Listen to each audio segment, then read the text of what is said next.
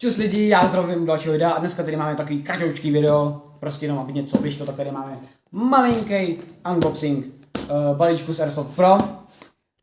A no jdeme na to prostě, šup, ať touto. Otevřeme si tady balíček, takhle, no. On byl otevřený, já se chci jenom tady pochlubit novým nožem. Ha. Takže, co tu máme? Spoustu bublinkových folie. Nepotřebujeme, ale jako cením Airsoft Pro, že to zabalí, takže se vám to nepůškodí. Kuličky. Do kalacha. Tenhle balíček je vlastně teoreticky skoro jenom na kalacha, protože jo, máme nový projekt prostě jednoduše kalach.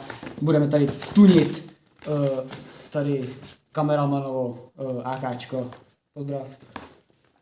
Pozdrav. Ahoj. Můžete ho podpořit na Twitchi, je v popisku. Dále tu máme baterku, samozřejmě, která bude vyvedená na pažbu do téhle kapsičky, která je tady další, ukáž.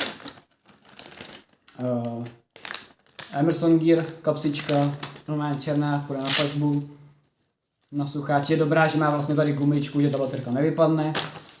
Parádní, další bublinková folie. Potom jsem zavodil granát, ten už to mohli vidět na pár videích, protože je starý, jenom chci ukázat, že je taky na Airsoft Pro. Kdybyste měli zájem, funguje to jako třeba plnička. Potom tady máme další granát, a ne, není to anální kolík, je to granát do granátometu logicky, ty vole, kdo by to řekl, že ano, je to jenom replika, protože já to chci použít v jednom videu.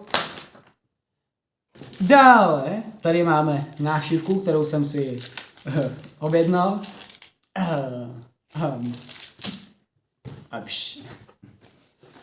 No a to je vlastně všechno, co je v tom.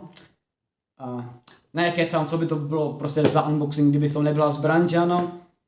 Nečekejte, že tady vytáhnu ty vole nějakou luxusní plynovku, ne, je to jenom posraná manuálka, která je taky jenom do videí, protože jsme chtěli zbraň s tlumičem, tak konečně máme tady Soko, má prostě nějakou zbraň s tlumičem na natáčení a o této zbraně bude samostatný video někdy, takže se můžete kouknout. Teď jenom uděláme takový malý náhled, co tam je. Prázdno, kurva. Ne, teď jsem. Mám ji tady.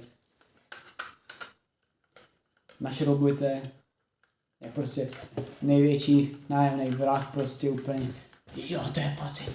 Jo, já se tím pěkně prázdno. Jo. Nemám brejle, takže to bylo na prázdno, jo. Takže opovažte se hejtit. Jo. To je konec videa. To byl unboxing jak na speedu. U dalšího videa. Čus.